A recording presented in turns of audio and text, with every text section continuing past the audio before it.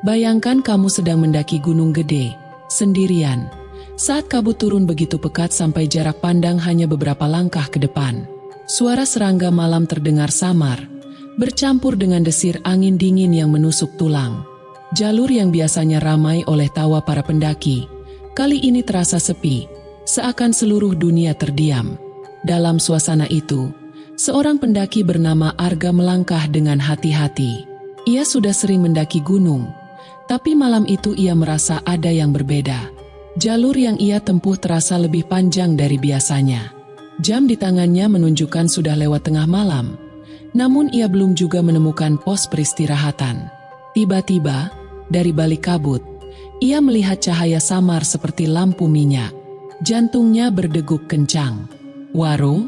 Di sini, pikirnya. Mustel, dalam peta resmi jalur pendakian Gunung Gede, tidak ada satupun warung di ketinggian seperti ini. Namun rasa lelah dan lapar mengalahkan logikanya. Ia mendekat. Bangunan itu tampak tua, papan kayunya kusam, atapnya miring seakan nyaris roboh. Ada papan kayu kecil di depan, bertuliskan dengan cat pudar, "Warung makan." Arga merasa aneh, tapi ia terdorong untuk membuka pintu yang sedikit terbuka. Begitu masuk, ia hanya menemukan ruang kosong berdebu. Tak ada penjual, tak ada meja, hanya beberapa kursi reo tersandar di sudut. Saat ia menyalakan senter dan mengarahkan cahaya ke lantai, sesuatu menarik perhatiannya. Selembar kertas lusuh tergeletak di bawah meja. Kertas itu terlihat sangat tua, tepiannya menguning, namun tulisannya jelas terbaca. Dengan tangan bergetar, Arga mengambilnya. Tulisan di kertas itu seolah ditulis dengan terburu-buru. Goresannya tidak rapi. Kata-kata pertama membuat bulu kuduknya merinding. "Jika kau membaca ini, berarti aku gagal keluar." Arga menelan ludah. Ia membaca lebih lanjut. "Aku tersesat di tempat ini. Warung ini bukan milik manusia. Jangan pernah mencoba membeli atau memakan apapun di sini. Jika kau masih bisa kembali, segera tinggalkan. Jangan dengarkan suara-suara yang memanggil namamu. Itu bukan suara temanmu." Arga terdiam. Dadanya sesak. Suara-suara? Memanggil nama? Ia menoleh ke sekeliling, berharap menemukan tanda bahwa ini hanya lelucon. Namun warung itu tetap sunyi. Lalu, ia menemukan baris terakhir di surat itu yang membuat kakinya gemetar. "Aku menulis ini untuk siapa saja yang datang setelahku.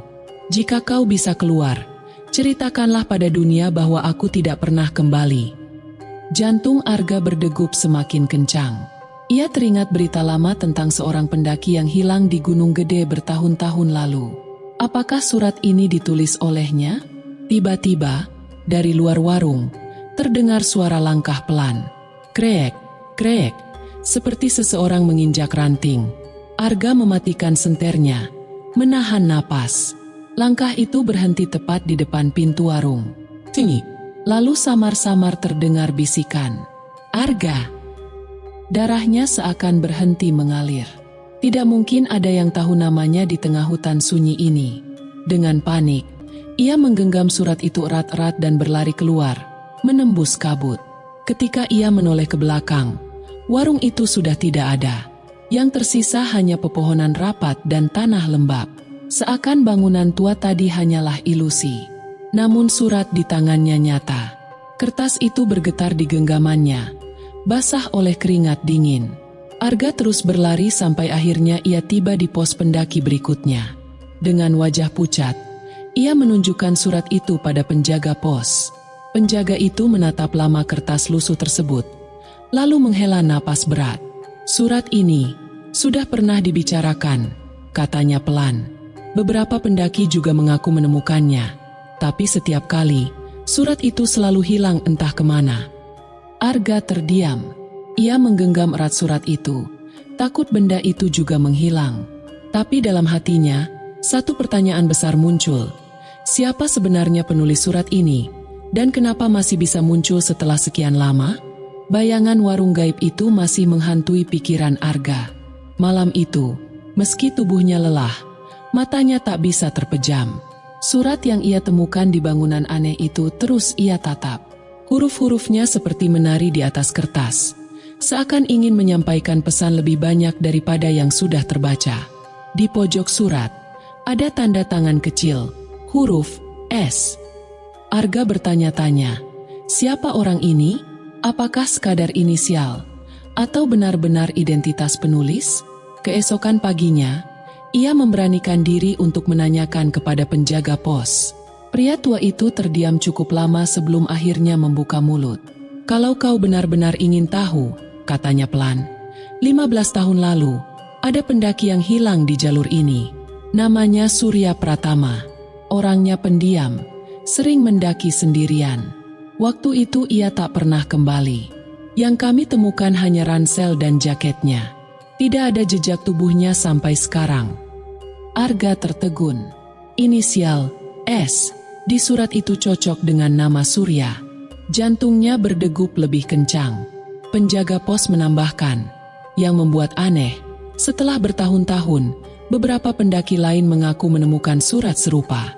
Selalu di tempat yang berbeda. Dan setiap surat selalu mengatasnamakan Surya. Arga menggigil. Surat yang ia pegang kini terasa lebih berat, seolah menyimpan energi asing. Ia membuka lembaran itu lagi. Di balik halaman pertama, ternyata ada tulisan lanjutan yang sebelumnya tidak ia perhatikan. Hurufnya lebih samar, seakan ditulis dengan tangan gemetar.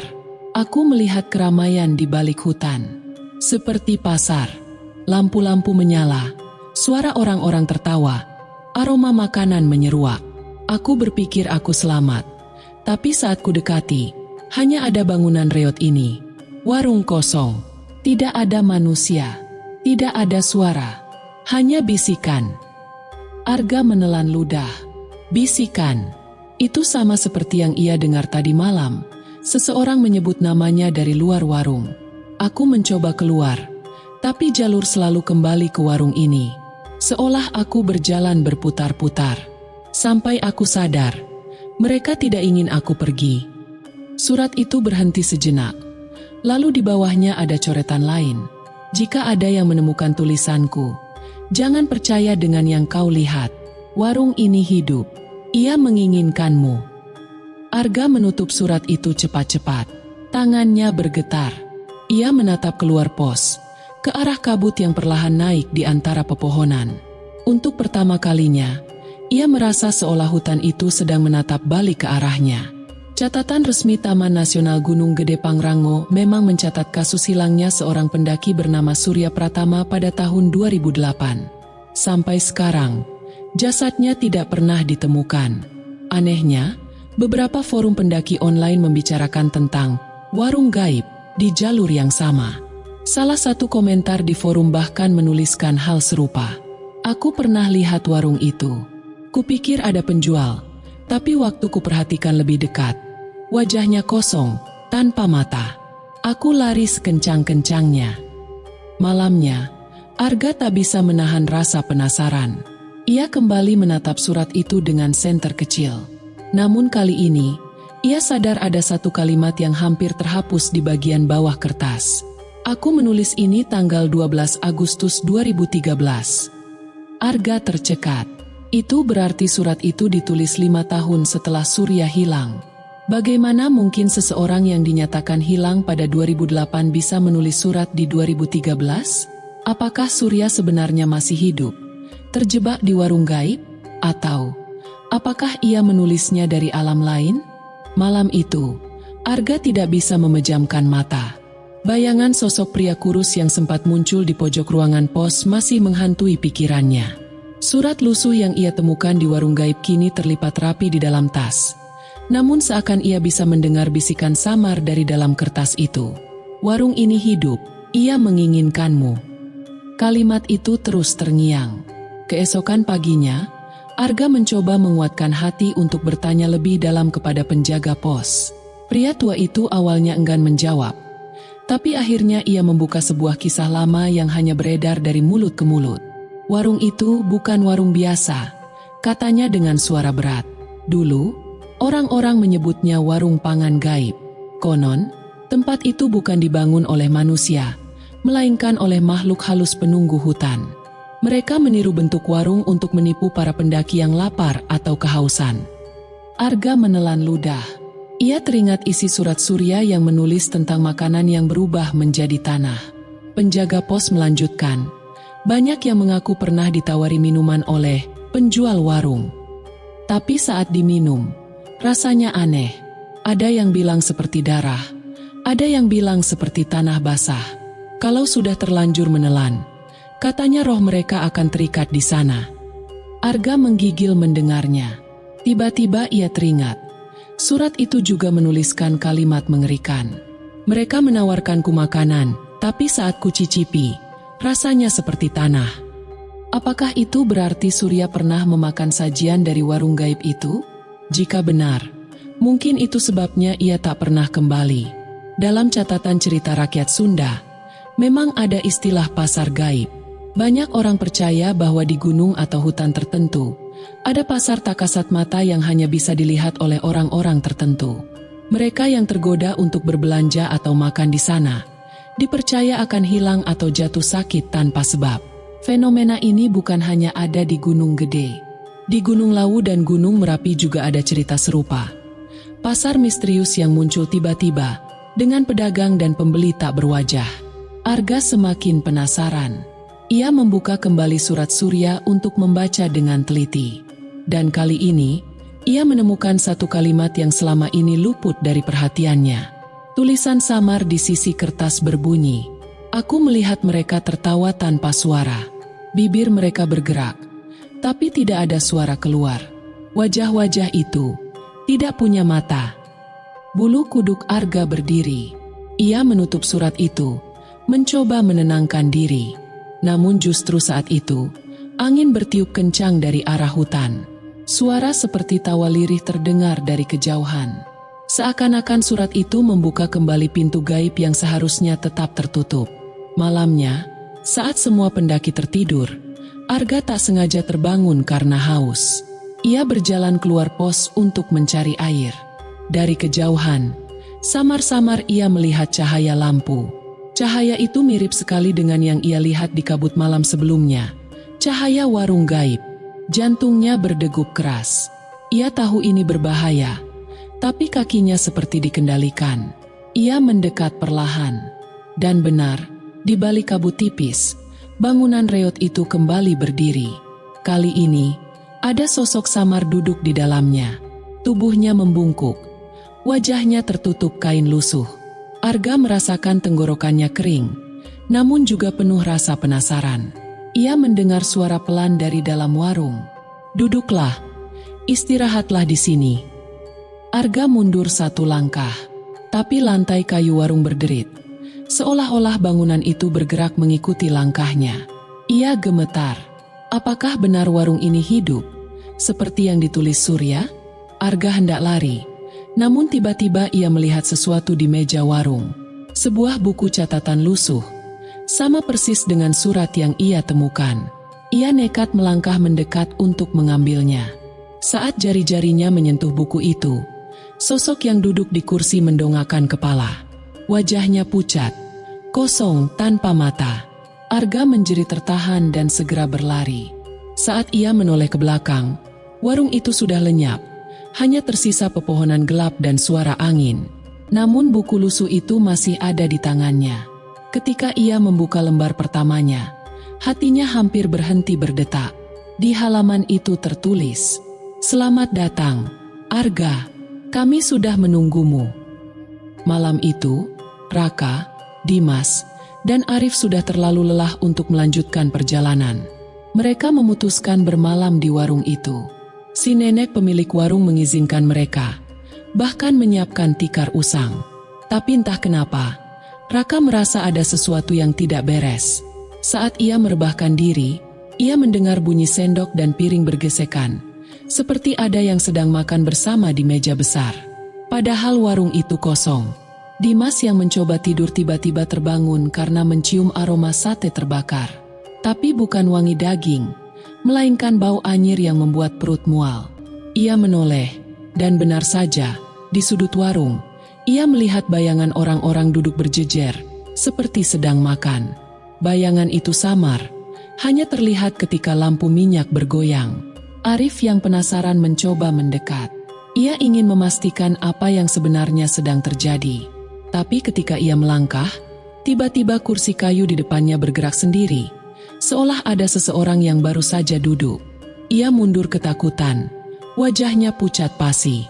Suasana semakin mencekam ketika nenek pemilik warung muncul kembali. Wajahnya kali ini berbeda. Matanya sayu, bibirnya bergetar.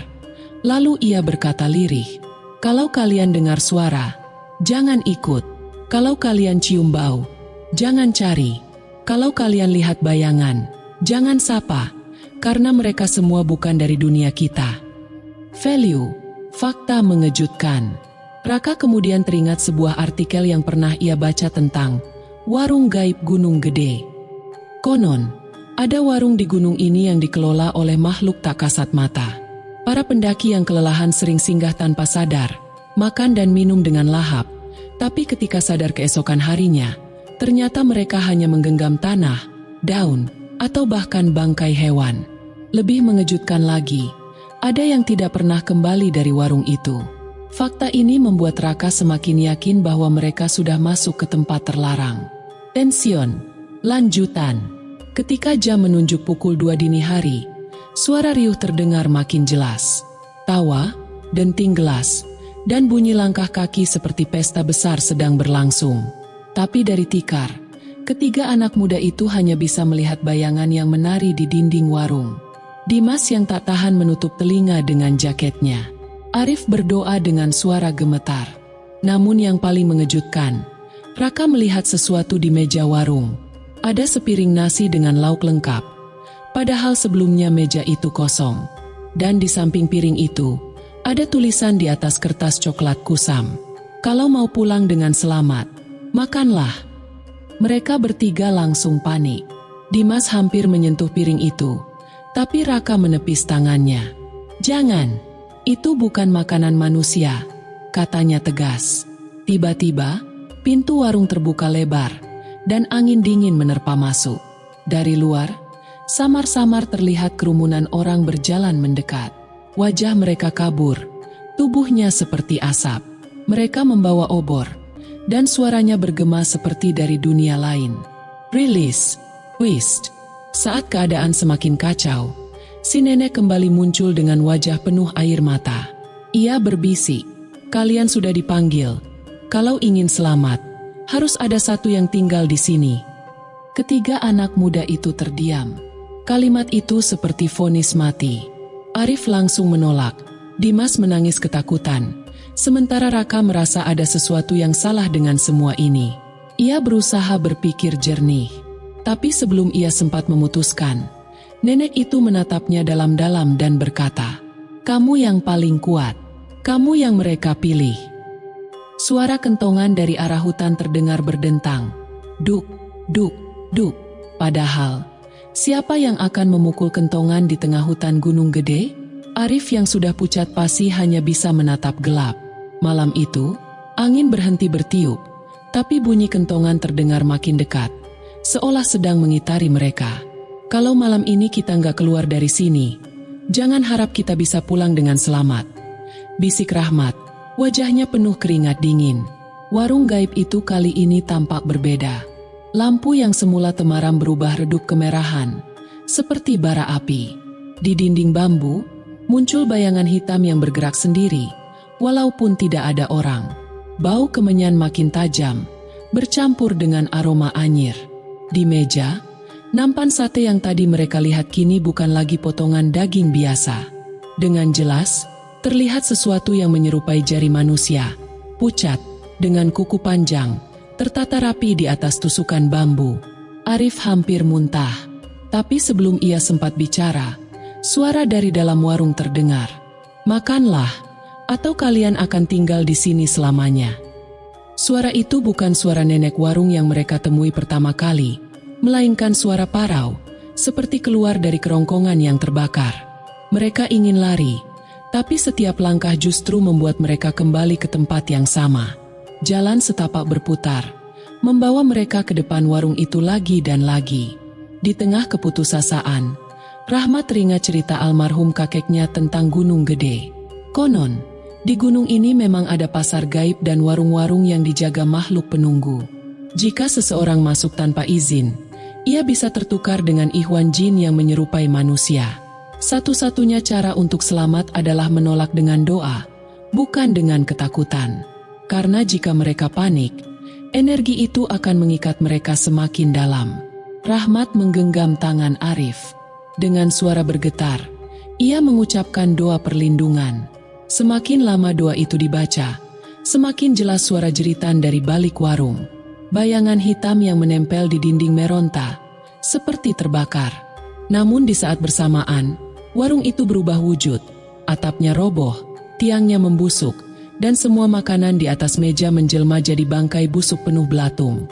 Rilis. Tiba-tiba, biar. Hujan deras mengguyur hutan. Dalam sekejap, suasana berubah. Warung yang tadi menyeramkan hilang begitu saja, lenyap tertelan hujan. Yang tersisa hanyalah tanah becek, penuh dedaunan kering. Arif dan Rahmat mendapati diri mereka berdiri di jalur pendakian biasa, bukan lagi di tengah pasar gaib. Nafas mereka tersengal, tapi setidaknya malam itu mereka berhasil lolos. Namun, sebelum benar-benar meninggalkan tempat itu, Rahmat menoleh sekali lagi ke arah hutan. Di balik pepohonan, samar-samar ia melihat sosok nenek penjual sate berdiri, tersenyum. Di tangannya masih ada kipas sate yang terus mengepul asap. Seolah berkata, "Kalian boleh selamat hari ini, tapi warungku akan selalu ada untuk yang lain."